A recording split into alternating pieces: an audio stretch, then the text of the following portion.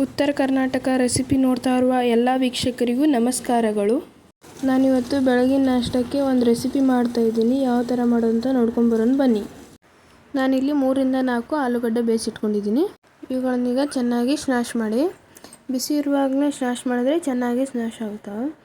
1 ಗಂಟೆ ಇರಲಾರ್ದ ಚೆನ್ನಾಗಿ ಸ್ಮ್ಯಾಶ್ ಮಾಡ್ಕೊಳ್ಳಿ. ಇಲ್ಲಾಂದರೆ ನಿಮ್ಗೆ ಇದರಲ್ಲೇ ಮಾಡ್ಕೊಳ್ಳೋಕ್ಕಾಗಲಿಕ್ಕೆ ತುರಿ ಮಣೇಲಿ ಹೆಚ್ಕೋಬೇಕು. ನೀವು ಈ ಥರ ನಿಮ್ಮ ಮನೇಲಿ ಮಾಡಿ ಯಾವ ಥರ ಆಗಿವೆ ಅಂತ ನಿಮ್ಮ ಅಭಿಪ್ರಾಯವನ್ನು ತಿಳಿಸಿ. ಇದೀಗ ಚೆನ್ನಾಗಿ ಸ್ಮ್ಯಾಶ್ ಆಗಿದೆ. 1 ಗಂಟೆ ಇರದೇ ಇರೋ ಥರ. ಸ್ವಲ್ಪ ಇದಕ್ಕೆ ಮಸಾಲೆಯನ್ನು ಹಾಕೊಂಡು ಬರ್ರಿ. ಸ್ವಲ್ಪ ಧನಿಯಾ ಪೌಡರ್ ಮತ್ತು ಸ್ವಲ್ಪ ಅರಿಶಿನ ಪುಡಿ, ಸ್ವಲ್ಪ ಗರಂ ಮಸಾಲ, ಸ್ವಲ್ಪ ನಿಮಗೆ ಖಾರಕ್ಕೆ ತಕ್ಕಷ್ಟು ಖಾರದ ಪುಡಿ ಹಾಕೋರಿ. ಸ್ವಲ್ಪ ಅಜ್ವೇನ್ ತೊಗೊಂಡು ಈ ಥರ ಕೈಲಿ ತಿಕ್ಕಿ ಹಾಕಿ, ಅಂದರೆ ಫ್ಲೇವರ್ ಚೆನ್ನಾಗಿ ಬರುತ್ತೆ. ಇದಾದಮೇಲೆ ಸ್ವಲ್ಪ ಜೀರಿಗೆ ಹಾಕ್ಕೊಳ್ಳಿ. ಇಲ್ಲಿ ನಾನು ಖಾರದ ಪುಡಿ ಹಾಕ್ಕೊಂಡಿದ್ದೀನಿ. ಬೇಕಾದವರು ಹಸಿಮೆಣಸಿಕಾಯಿ ಸಹಿತ ಹಾಕೋಬೋದು.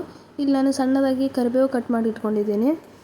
ಸ್ವಲ್ಪ ಕರಿಬೇವು, ಸಣ್ಣದಾಗಿ ಕೊತ್ತಂಬರಿ ಕಟ್ ಮಾಡಿ ಇಟ್ಕೊಂಡಿದ್ದೀನಿ. ಕೊತ್ತಂಬರಿ ಇದನ್ನೆಲ್ಲ ಈಗ ಚೆನ್ನಾಗಿ ಮಿಕ್ಸ್ ಮಾಡಿ, ಚಮಚದಿಂದ ಅಥವಾ ಕೈಯಿಂದ ಚೆನ್ನಾಗಿ ಮಿಕ್ಸ್ ಮಾಡಿ.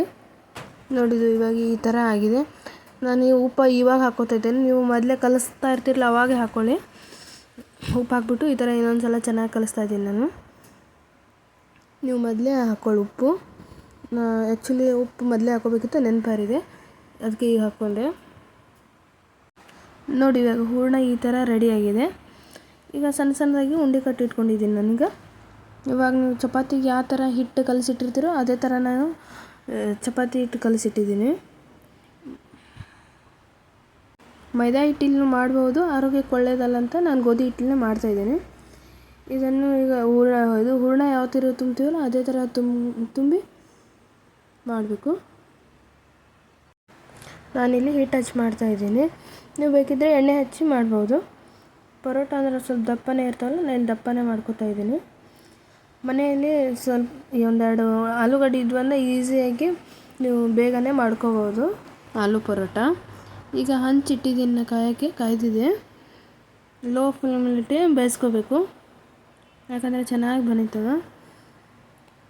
ನೀವು ಯಾರಾದರೂ ಮಾಡ್ತಾಯಿದ್ರೆ ಆದಷ್ಟು ಲೋ ಫ್ಲೇಮ್ನಲ್ಲೇ ಇಟ್ಕೊಂಡು ಬೆನೆಸಿ. ಟೇಸ್ಟ್ ಚೆನ್ನಾಗಿ ಬರುತ್ತೆ ಅಂತೇಳಿ ಸ್ವಲ್ಪ ಎಣ್ಣೆ ಹಚ್ಕೋತಾ ಇದ್ದೀನಿ. ನೀವು ಬೇಕಿದ್ದರೆ ಹಚ್ಕೋಬೋದು, ಇಲ್ಲಾಂದರೆ ಸ್ಕಿಪ್ ಕೂಡ ಮಾಡ್ಬೋದು. ವಾವ್, ನೋಡಿ ಎಷ್ಟು ಚೆನ್ನಾಗಿ ಬಂದಿದೆ ಅಂತ. ನಾನು ಆಲೂ ಪರೋಟ ಬೇಕಂತ ಈ ಥರ ಮಾಡ್ಕೊಳ್ತಾ ಇದ್ದೀನಿ. ನಿಮ್ಗೆ ಟೀ ಟೈಮ್ ಸ್ನ್ಯಾಕ್ಸ್ ಬೇಕಂದರೆ ಇದೇ ಚಿಕ್ಕದಾಗಿ ಮಾಡಿ ಎಣ್ಣೆಯಲ್ಲಿ ಫ್ರೈ ಕೂಡ ಮಾಡ್ಕೋಬೋದು ನೀವು. ನಾನು ಬೆಳಗಿನ ನಾಷ್ಟಕ್ಕಂತೇಳಿ ಪರೋಟ ಮಾಡಕತ್ತೀನಿ ರೀ. ಬೆಳಗ್ಗೆ ಎಣ್ಣೆ ಬೇಡ ಅಂತಿರಲ್ಲ, ನಾನು ಅದಕ್ಕಾಗಿ ಬೆಳೆಸ್ಕೊಂಡಿದ್ದೀನಿ. ನೋಡಿ ಎಷ್ಟು ಚೆನ್ನಾಗಿ ಬಂದಿದೆ. ನೀವು ಇದನ್ನು ಬಿಸಿ ಇರುವಾಗ ಹಂಗೆ ಕೂಡ ತಿನ್ಬೋದು, ಅಥವಾ ಮೊಸರು ಚಟ್ನಿ ಕೂಡ ತಿನ್ಬೋದು. ನಾನಿಲ್ಲಿ ಮೊಸರು ಜೋಡಿ ಸರ್ವ್ ಮಾಡ್ತಾಯಿದ್ದೀನಿ. ಈ ವಿಡಿಯೋ ಎಲ್ಲರಿಗೂ ಇಷ್ಟ ಆಗೈತೆ ಅನ್ಕೋತೀನಿ. ಇಷ್ಟ ಆದರೆ ಲೈಕ್, ಶೇರ್, ಕಮೆಂಟ್ ಮಾಡಿ. ಮತ್ತು ಮುಂದಿನ ವಿಡಿಯೋದಾಗ ಸಿಗ್ತೀನಂತ್ರಿ. ಬಾಯ್ ಬಾಯ್.